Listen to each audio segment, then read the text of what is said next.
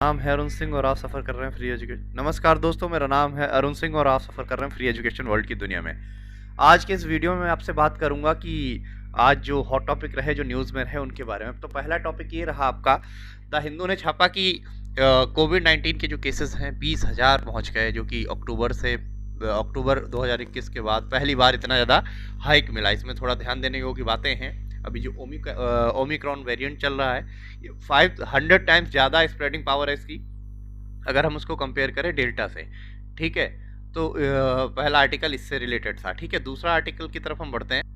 दूसरा आर्टिकल आपका बात कर रहा है एप्सपा पॉजिटिव डेवलपमेंट इन नागालैंड सून से। असम के सीएम है हेमंत विश्व शर्मा। इन्होंने बोला कि एप्सपा से रिलेटेड जो कुछ डेवलपमेंट होंगे, बहुत पॉजिटिव डेवलपमेंट होने वाले हैं आगे चल के। अभी क्या हुआ, एप्सपा क्या है? एप्सपा एक special arm police force act है, जो कि आर्म्ड फोर्स को एक स्पेशल पावर देता है सिविलियन के बीच में ऑपरेशन करने की। ठीक है, इसके चलते अभी नागालैंड में बहुत कुछ सिविलियंस गलती से, आर्म फोर्स ने उस गलती को ही माना, गलती से उनकी मौत हो जाती है, हत्या हो जाती है। फिर बाद में हमारे देश की आर्मी ने और हमारे होम मिनिस्टर साहब ने माफ़ी मांगी इसके चलते, और उनको सरकारी नौकरी देने का प्रोविज़न किया गया है। ये 1958 से हमारे देश में चलता आ रहा है। ठीक है, आर्म फोर्स पुलिस एक्ट। इस एक्चुअली इसकी जो स्पेशल पावर एक्ट, तो इसकी जो शुरुआत हुई थी ये 1958 में नहीं हुई थी। इसकी शुरुआत 1942 में हुई थी, जब क्विट इंडिया मूवमेंट चल रहा था। लेकिन बाद में इसको फिर ठंडे बक्से में डाल दिया गया था। लेकिन उसके बाद फिर से जब इंसर्जेंसीज वगैरह बढ़ी, तो इसकी फिर से 1958 में फिर से इसको इम्प्लीमेंट कर दिया गया। अभी 45 दिन के अंदर उसकी रिपोर्ट मांगी गई है कि इसको एप्सपा को रखना है नागालैंड में, नहीं रखना है। बहुत सारे नॉर्थ ईस्ट के स्टेट्स हैं, उनमें रखना है नहीं रखना है। बहुत जगह पे लगाया गया है और बीच बीच में हटाया भी गया है। तो उसी तरीके से यहाँ पे बात करी जा रही है। अगला जो करंट अफेयर से रिलेटेड मेन न्यूज़ है, वो द हिंदू ने छापा है कि cab aggregators delivery services to switch to electric vehicles soon. तो इन्होंने ये है कि अभी हम 2030 तक का जो हमारी मुहिम है कि 2030 तक 30% जो व्हीकल हैं वो इलेक्ट्रीफाई कर दिए जाएंगे, उससे रिलेटेड है। पोल्यूशन का एक सोल्यूशन है, स्पेशली दिल्ली जैसे शहरों में ये सब करना है। Under pollution control certificate mandatory कर दिया जाएगा इन सब के लिए। और जो 50% व्हीकल हैं वो हम कर देंगे।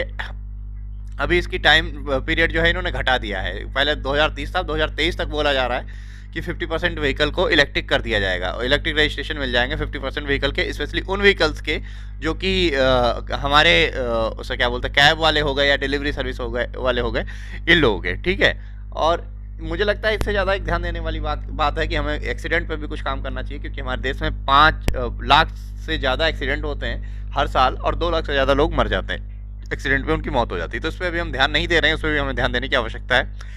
फिलहाल ये छोटी सी न्यूज़ थी, मुझे लगा बताना जरूरी है तो बता दिया मैंने। चलिए आगे बढ़ते हैं। अगली न्यूज जो है आपकी, centre set to defer GST hike on textile ahead of vibrant Gujarat summit. Gujarat में अभी जो समिट हुई थी उसमें सेंटर ने क्या किया है, प्लान करा है जीएसटी को हाइक करने का। 5% जीएसटी बढ़ा रहे हैं टेक्सटाइल सेक्टर पे। तो इससे गुजरात की जो टेक्सटाइल इंडस्ट्री है वो विरोध कर रही है। गुजरात के सीएम ने भी बोला है सूरत की टेक्सटाइल इंडस्ट्री अफेक्ट होगी इससे बुरी तरीके से। तो अभी इसको उससे क्या बोल 5% से 12% एकदम से हाइक किया जा रहा है टेक्सटाइल इंडस्ट्री में जीएसटी को। तो इससे जो टेक्सटाइल इंडस्ट्री के लोग हैं, स्पेशली सूरत में जो टेक्सटाइल इंडस्ट्री है, हब है एक तरीके से सूरत और मैनचेस्टर, उसे क्या बोलते हैं अहमदाबाद, उसको मैनचेस्टर ऑफ इंडिया भी बोला जाता है अहमदाबाद को। तो ये 2 शहर बहुत ज़्यादा इफेक्ट होंगे इस चीज़ से। ये लोग इसलिए इसका प्रोटेस्ट कर रहे हैं कि ऐसा नहीं होना चाहिए था। और एक चीज़ और, एक जानकारी मैं आपको और दे दूँ कि एग्रीकल्चर के बाद सबसे ज़्यादा एम्प्लॉयमेंट देने वाली कोई इंडस्ट्री है तो टेक्सटाइल इंडस्ट्री है। ठीक है, और भी टेक्सटाइल में वियतनाम और चाइना और बांग्लादेश भी बहुत ज़्यादा ग्रो कर रहे हैं। हमें भी इस चीज़ पे ध्यान देना चाहिए। हम उन लोगों से बहुत ज़्यादा ग्रो कर सकते हैं, लेकिन हमें थोड़े लॉज जो हैं वो थोड़े बदलाव लाने पड़ेंगे उनमें। ठीक है, चलिए आगे अगली खबर की तरफ बढ़ते हैं। अगली जो न्यूज़ है वो जुड़ी हुई है कुछ रैंकिंग्स आई हैं एरिया की। एरिया है Atal ranking for institution on innovation and achievements. ये GS2 का सिलेबस में आता है, GS2 के सिलेबस में आता है। तो इसके बारे में जानेंगे। रीजनल कॉम्प्रिहेंसिव इकोनॉमिक पार्टनरशिप, इसमें हम थोड़ा देखेंगे। ये नेक्स्ट टॉपिक है GS2 का। ठीक है, तो जो पहला टॉपिक है मैंने यहाँ पे पेपर वाइज डिवाइड कर दिया। GS3 के 3 टॉपिक हैं। तो पहला हम देखते हैं Atal ranking of institutions on innovation and achievements, जिसको एरिया के नाम से भी जाना जाता है। ठीक है, ये एजुकेशन से रिलेटेड इश्यूज जो हैं उनको कवर करता है। Atal ranking of the institutions on innovation achievements 2020 has been released recently. ये अभी रिसेंटली रिलीज़ किया गया है, जिसमें कि 2 मेजर कैटेगरी में इंस्टीट्यूशंस को डिवाइड किया गया है। First is technical, second is non technical. इन 2 मेजर कैटेगरी में हमने इंस्टीट्यूशंस को बांटा है। और उनकी रैंकिंग करी है, और इसको आगे फर्दर 7 सब कैटेगरीज में भी डिवाइड किया गया है। पहला जो टेक्निकल है, टेक्निकल में जो नंबर 1 रैंकिंग पे आया है वो आईआईटी मद्रास है आपका, नंबर 2 पे आपका आईआईटी बॉम्बे है, नंबर 3 पे आपका आईआईटी दिल्ली है जो कि टेक्निकल में है। नॉन टेक्निकल में अगर देखा जाए तो नॉन टेक्निकल में नंबर 1 जो है वो आपकी इग्नू है जो कि दिल्ली में स्थित है, और इंडियन इंस्टीट्यूट ऑफ मैनेजमेंट जो आईआईएम कोझिकोड है जो कि केरला में स्थित है, इसने द्वितीय स्थान प्राप्त किया है। ठीक है, और अब हम देखेंगे कि ये किन किन पैरामीटर्स पे, क्या क्या इनके पैरामीटर्स होते हैं। एक्चुअली इनके 9 पैरामीटर्स होते हैं जिन पे ये रैंक करते हैं। तो पहला क्या होता है, innovation and entrepreneur mind set through a series of activities. जो एक्टिविटीज़ हो रही हैं इंस्टीट्यूशंस में, उनका माइंडसेट जो है वो एंटरप्रेन्योरियल है, एंटरप्रेन्योरशिप से जुड़ा हुआ है या नहीं, इनोवेशन से जुड़ा हुआ है या नहीं, ये चीज़ देखते हैं। दूसरी हम टीचिंग एंड लर्निंग देखते हैं वहाँ की, फिर इंफ्रास्ट्रक्चर फैसिलिटी देखते हैं, जनरेशन ऑफ इनोवेशन आइडिया वगैरह देखते हैं, वेंचर एस्टेब्लिश्ड जो होता है उससे देखते हैं, angel and VC fund investment वगैरह देखते हैं, इंटेलेक्चुअल प्रॉपर्टी जनरेशन कमर्शलाइजेशन ये ध्यान में रखते हैं, एनुअल बजट कितना है ये ध्यान में रखते हैं, पार्टिसिपेशन उसने कितना कितना इनोवेशन के प्रोग्राम एंड इनिशिएटिव्स में किया है वो ध्यान रखते हैं। अब हम थोड़ा जान लेते हैं एरिया है क्या। एरिया क्या है, एक इनिशिएटिव है मिनिस्ट्री ऑफ एजुकेशन का जो कि इम्प्लीमेंट किया जाता है एआईसीटीई के द्वारा, कि AICTE and ministry of innovation cell, ये इनोवेशन सेल मिनिस्ट्री जो है इसमें इसके तथा आईआईसीटीई के द्वारा इसको ministry's innovation cell and IICTE के द्वारा इम्प्लीमेंट किया जाता है जो कि मिनिस्ट्री ऑफ एजुकेशन के अंडर आता है। ठीक है, अब हम आगे देखते हैं कि ये इससे क्या बोलते हैं, जो एरिया है ये किस किस चीज़ से इंस्पायर होता है, उसे क्या बोलते हैं, ये क्या क्या देखता है। तो बेसिकली क्वालिटी पे फोकस करता है, क्वांटिटी में नहीं। पहली चीज़ तो यही है इसकी, more than quality than quantity. ठीक है, ये क्वालिटी पे ज़्यादा फोकस करता है कि क्वालिटी कितनी है, इनोवेशन बेस कितना है, ये सब चीज़ें देखने के लिए इसका सिग्निफिकेंस यही है कि इसीलिए इसको बनाया गया था। ठीक है, एरिया के बारे में हो गया है, आज करंट में था तो इसलिए मैंने इस पे सोचा कि इसके बारे में थोड़ी बहुत जानकारी दे दें। चलिए अगले टॉपिक की तरफ बढ़ते हैं। देखिए, इसको ये न्यूज़ में क्यों था, क्योंकि ये अभी इम्प्लीमेंट होने वाला है, रीजनल कॉम्प्रिहेंसिव इकोनॉमिक पार्टनरशिप करके इसकी फुल फॉर्म है। तो ये अभी इम्प्लीमेंट होने वाला है, पूरे वर्ल्ड का पूरा सबसे बड़ा एक ट्रेड जोन होगा। RCEP will come into effect on 1 जनवरी 2022। ये हो चुका है, अभी कल से हो चुका है। ठीक है, 1 जन से हो चुका है। ये भी कल परसों में न्यू ईयर था, फर्स्ट जन को इसको इम्प्लीमेंट कर दिया गया। Marking the formation of world's largest free trade zone in terms of trade volume. Trade volume के में अगर हम देखें, in terms of trade volume देखें तो वर्ल्ड का लार्जेस्ट फ्री ट्रेड जोन होगा। ठीक है, ये है क्या, ये एक ट्रेड डील है 10 आसियान मेंबर और China, Japan, south Korea, Australia और न्यूजीलैंड के बीच। इसको इंडिया ने ज्वाइन क्यों नहीं किया, और उसे क्या बोलते हैं, इसका एम एंड उसे क्या बोलते हैं, ऑब्जेक्टिव देख लेते हैं। एम यही है कि टैरिफ वगैरह हटाएंगे, जो फालतू की कॉस्ट लगती है उसको हटाएंगे, इससे एक दूसरे का अच्छा खासा उसे क्या बोलते हैं, ट्रेड हो सके। ठीक है, और ये जो है आपका कवर करेगा 30% जो है ओवरऑल जीडीपी, $26.2 ट्रिलियन वर्थ।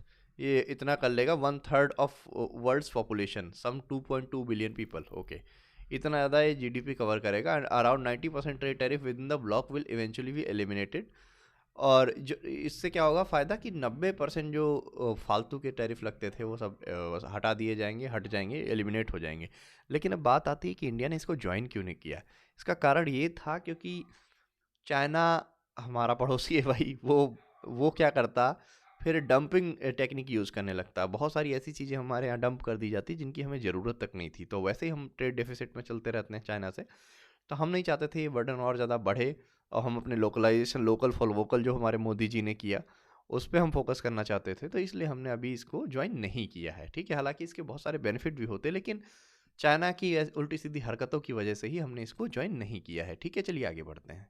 ये देख लीजिए, ये देखिए, ये सारी कंट्रीज़ हैं जिन्होंने इसको ज्वाइन कर रखा है। ठीक है, इंडिया ने इसको ज्वाइन नहीं किया है क्योंकि फिर वही उसे क्या बोलते हैं, बवाल हो जाता है। और दूसरा रीज़न ये भी है कि उसे क्या बोलते हैं, यूएस चाइना की जो टेंशन्स वगैरह बढ़ रही हैं, हम थोड़ा यूएस ओरिएंटेड ज़्यादा हो रखे हैं। ठीक है, तो इस वजह से ये इसके फैक्ट्स एंड फिगर्स हैं, आप देखना चाहें तो देख सकते हैं। ग्लोबल जीडीपी का 28%, ग्लोबल ट्रेड का 28%, ग्लोबल पॉपुलेशन का 30%। ठीक है, ये कंट्रीज़ हैं जिन्होंने इसको ज्वाइन किया है। ठीक है, आसियान 3+3, आसियान +5, ये देखिए, आसियान +3 में ये कंट्री हैं, ठीक है, आसियान +5 में ये कंट्री आ जाती हैं, आसियान में आपकी ये कंट्री आती हैं। ठीक है, चलिए हम आगे बढ़ते हैं। आसियान 3+ में कौन कौन सी, चाइना, जापान, साउथ कोरिया जब जुड़ जाती हैं तो आसियान 3+ हो जाता है। 5+ में ऑस्ट्रेलिया और न्यूजीलैंड को भी जोड़ लिया जाता है। ये न्यूजीलैंड है, आपका ऑस्ट्रेलिया है। ठीक है, ये चाइना है आपका। ठीक है, ये आपका जापान है। ठीक है, और ये हमारे आसियान जो छोटे छोटे देश हैं वो सारे हैं। इसमें ब्रुनेई आता है, इंडोनेशिया आता है, और ये नाम लिखे हुए हैं, लाओ आता है, मलेशिया आता है, म्यांमार आता है, फिलीपींस आता है, सिंगापुर आता है, थाईलैंड आता है और वियतनाम आता है। ठीक है, चलिए आगे बढ़ते हैं। अगली जो है टैंगोंग स्पेस स्टेशन के बारे में है, जो कि अभी ये न्यूज़ में क्यों रहा है, इसमें बस ये ध्यान रखना है कि ये जो स्पेस स्टेशन है कहाँ का है, चाइना का है, जो बहुत जल्दी लॉन्च, ये जो यूएस जो इसने लॉन्च कर रखा है, अभी फुली लॉन्च नहीं हुआ है, कुछ दिनों में हो जाएगा। तो इसमें मैटर क्या था एक्चुअली, अभी एक सैटेलाइट थी, स्टारलिंक जो प्रोजेक्ट है स्पेस एक्स का, जिसके ओनर इलोन मस्क जी हैं, उनकी सैटेलाइट थी, इससे टकराते टकराते बची, हालांकि बच गई। तो इस वजह से चाइना ने यूएन में जाके ये आवाज़ उठाई है कि ये चीज़ गलत है। हालांकि इस पे हर एक देश को बोलना चाहिए, क्योंकि सैटेलाइट में इतनी ज़्यादा वो स्पेस में वो इतनी ज़्यादा सैटेलाइट लॉन्च कर रहे हैं, आगे चल के इससे बहुत सारी कंट्रीज़ को दिक्कत हो सकती है। इंडिया को भी, मुझे लगता है, मेरा ये पर्सनली मानना है कि इंडिया को भी इस बारे में आवाज़ उठानी चाहिए, क्योंकि यूएस बहुत ही ज़्यादा सॉफ्ट पावर यूज़ करता आया है अब तक स्पेस के मामले में। कोई बोलता नहीं। अगर इलोन मस्क इंडिया या चाइना या किसी अन्य एशियन नेशन के होते तो बहुत सारी बातें उठ चुकी होती कि ये पूरे स्पेस को पोल्यूट कर चुके हैं, ऐसा है वैसा है, लेकिन अमेरिकन है तो उन पे कोई आवाज़ नहीं उठा रहा। तो अभी ये चाइना ने आवाज़ उठाई है। मुझे लगता है कि इंडिया को भी इस बारे में सोचना चाहिए कि आगे चल के हम भी बहुत सारे हम अपना स्पेस स्टेशन लॉन्च करेंगे, अपनी सैटेलाइट लॉन्च करेंगे, हमें भी इन दिक्कतों का सामना करना पड़ सकता है, क्योंकि ये बोलते तो हैं कि हमारी जो सैटेलाइट है वो किसी से टकराती नहीं है, इसमें ऐसा सिस्टम है, लेकिन ऐसा होता नहीं है। ऐसा बहुत बार हुआ है कि इनकी सैटेलाइट दूसरों की सैटेलाइट से टकराई है, लेकिन वो यूएस के नागरिक हैं, पावरफुल कंट्री है, तो इस वजह से उन पर इतने सवाल नहीं उठाए जाते। ये तो एक छोटी सी न्यूज़ थी, चलिए आगे बढ़ते हैं। ठीक है, ये देखिए, ये कुछ ऐसा प्लानिंग कर रहे हैं, ये स्टारलिंक बनाएंगे स्पेस एक्स वाले। ठीक है, सो उससे क्या बोलते हैं, ये 40 गुना ज़्यादा तेज इंटरनेट देंगे पूरे वर्ल्ड को, ऐसा कुछ है इनका प्लानिंग। लेकिन ठीक है, इनका प्लान ठीक है, लेकिन इसके लिए पूरा वर्ल्ड झेलेगा तो ये चीज़ गलत है, ऐसा नहीं करना चाहिए। इन पे सैंक्शन लगने चाहिए मेरे हिसाब से, और इनके खिलाफ आवाज़ उठाई जानी चाहिए, इसका मैनेजमेंट एंड रेगुलेशन होना चाहिए। ठीक है, और ये थोड़ा इंपॉर्टेंट बात है, एक थोड़ी सी और है, ये ध्यान दे दीजिए। चाइना का जो स्पेस स्टेशन है टैंगोंग स्टेशन, ठीक है, ये ऑपरेशनल है 10 सालों से, पिछले पिछले 10 सालों से। अभी एक नया लॉन्च और कर रहे हैं, उसी के लिए थोड़ा टेंशन में है। पिछले 10 सालों से ऑपरेशनल है। और उसे क्या बोलते हैं, अभी ये 2022 तक आई थिंक जो अपना नया वाला है major, sorry, space station, sorry, it's I late China's aim to become a major space, हाँ, 2030 तक इनका एम है कि बहुत बड़ा एक और स्टेशन लॉन्च कर रहे हैं। ठीक है, और ये जो है उसे क्या बोलते हैं, ऑपरेट करेगा लो अर्थ ऑर्बिट में। ठीक है, जो कि 340 से 350 किलोमीटर एल्टीट्यूड पे होगा। चलिए आगे बढ़ते हैं। अगला जो टॉपिक है वो है क्वांटम एंटेंजलमेंट। ये क्वांटम एंटेंगलमेंट क्या है, ये एक्चुअली साइंस एंड टेक से जुड़ा हुआ सवाल है। साइंटिस्ट ने अभी first quantum entanglement animal in the history, frozen tardigrade, इसको डिस्कवर किया है। तो ये फ्रोजन टार्डिग्रेड है, जो कि एक माइक्रोस्कोपिक मल्टी सेलुलर ऑर्गेनिज्म है। कई सारी इसमें कोशिकाएं होती हैं, जो कि बहुत ही उसे क्या बोलते हैं, एक्सट्रीम लेवल का टेम्परेचर झेल सकता है। ठीक है, और इसकी लाइफ को क्रिप्टो बायोसिस के नाम से जाना जाता है। ये इसकी फ़ोटो है, देख लीजिए, छोटा सा था, इसका नाम याद रखिए बस। टार्डिग्रेड बोलते हैं इसको। ठीक है, तो बस यही था, इसमें और कुछ तो खास है नहीं। इसमें ये अब क्रिप्टोबायोसिस क्या होती है, it is known as anabiosis, it is a metabolic state of life entered by an organism in response to adverse environmental condition such as desiccation freezing and oxygen deficiency. ये एक प्रोसेस है जिसमें कि adverse environment condition में जाके कोई भी organism जीवित रहता है, तो इसको बोलते हैं क्रिप्टोबायोसिस। कोई नहीं, ये कोई ज़्यादा खास जानने वाली बात नहीं है। इसमें बस यही जानना, टार्डिग्रेड है जो कि बहुत ही ज़्यादा एक्सट्रीम कंडीशन में रह सकता है। ये फर्स्ट ऑर्गेनिज्म है जो डिस्कवर किया गया है अभी साइंटिस्ट के द्वारा, इसको फर्स्ट ऑर्गेनिज्म माना जा रहा है। ठीक है, चलिए आगे बढ़ते हैं। अगला जो न्यूज़ में आर्टिकल रहा वो था arm force special power act. ये एप्सफा तो बहुत दिनों से न्यूज़ में चल रहा है, इसको मैंने जैसे वीडियो की स्टार्टिंग में भी बताया अभी। एप्सफा क्या है, ये एक्चुअली 1942 में बनाया गया था क्विट इंडिया मूवमेंट के दौरान। इंडिया को उसे क्या बोलते हैं, जो इंडिया में इंसर्जेंसी बढ़ रही थी उस टाइम गवर्नमेंट के अगेंस्ट, जो ब्रिटिश हुकूमत थी, तो उसको दबाने के लिए इसको बनाया गया था। लेकिन 1958 को फिर से इसको उसे रिवील कर दिया गया, फिर से इसको ले आया गया, सॉरी हाँ, फिर से इसको रिवील कर दिया गया, फिर से जवाहरलाल नेहरू जी की सरकार ने इसको फिर से हमारे फोर्स में शामिल कर लिया, बीच में बंद हो गया था। तो ये क्या है, हमारे आर्म पर्सनल को एक स्पेशल पावर देता है, जिसके तहत वो स्पेशल ऑपरेशंस को अंजाम दे सकते हैं उन एरियो में जो कि डिस्टर्ब्ड एरिया माने जाते हैं किसी भी स्टेट के अंदर। वैसे आर्मी बॉर्डर पे रहती है, लेकिन स्टेट के अंदर भी कुछ हालत अगर ख़राब होती हैं तो वहाँ पे एप्सपा के तहत कार्यवाही आर्मी भी कर सकती है। इसके कुछ प्रॉज एंड कॉन्स होते हैं, ठीक है, और उसके कुछ रूल एंड रेगुलेशन है कि लोकल पुलिस को इन्फॉर्म करना है या फिर पैरामिलिट्री के साथ एक्शन करना, उसके बहुत सारे क्लॉजेस हैं। तो अभी ये न्यूज़ में क्यों है, क्योंकि आप सभी को पता है कि नागालैंड में कुछ 14 सिविलियंस थे, उनकी मिस्टेकन आइडेंटिटी की वजह से, पता नहीं था, कुछ इंटेलिजेंस की भूल रही है, कुछ गड़बड़ियाँ हुई, गलती से उनकी हत्या हो जाती है। हालांकि उनको गवर्नमेंट ने खुद, होम मिनिस्टर साहब ने हमारे माफ़ी मांगी है, और उनको आर्मी ने भी उनसे माफ़ी मांगी है, उनके घर वालों से, और उनके घर परिवार वालों को एक सरकारी नौकरी दी जाएगी, ऐसा भी वादा किया गया है। अभी 45 दिन में एक रिपोर्ट सबमिट करी जाएगी, पता चलेगा, बताया जाएगा कि एप्सपा को वहाँ पे रखना है या नहीं रखना है। तो उसी से रिलेटेड ये आर्टिकल था, ठीक है। और इसका सेक्शन 3 जो होता है उसमें डिसाइड कर दिया जाता है कि कौन सा एरिया जो है वो एक डिस्टर्ब्ड एरिया है, ठीक है। और जो सेंट्रल गवर्नमेंट है या फिर गवर्नर उस स्टेट का है, उसको पूरी पावर है कि वो चाहे तो पूरे ही एरिया को डिस्टर्ब्ड एरिया घोषित कर सकता है, ठीक है।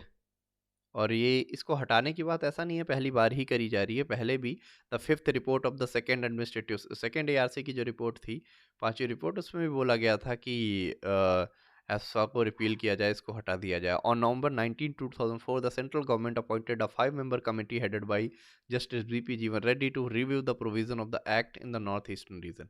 पहले भी तो ऐसा पहले भी हुआ है, इसके रिव्यू की मांगे उठती रही हैं, इसको हटाने की कई जगह से मांगे उठती रही हैं। हालांकि मैं ये नहीं कह रहा इसको सब जगह से एकदम से हटा देना चाहिए, बहुत जगह ज़रूरी भी है जहाँ पे ऐसी घटनाएं हो रही हैं, लेकिन जहाँ पे ऐसी घटनाएं नहीं हो रही हैं, मुझे लगता है सरकार को उस पर विचार करना चाहिए। और आज के वीडियो में इतना ही। आई होप आप लोगों को ये वीडियो अच्छा लगे, कुछ जानकारी भरा लगे। धन्यवाद। जय हिंद।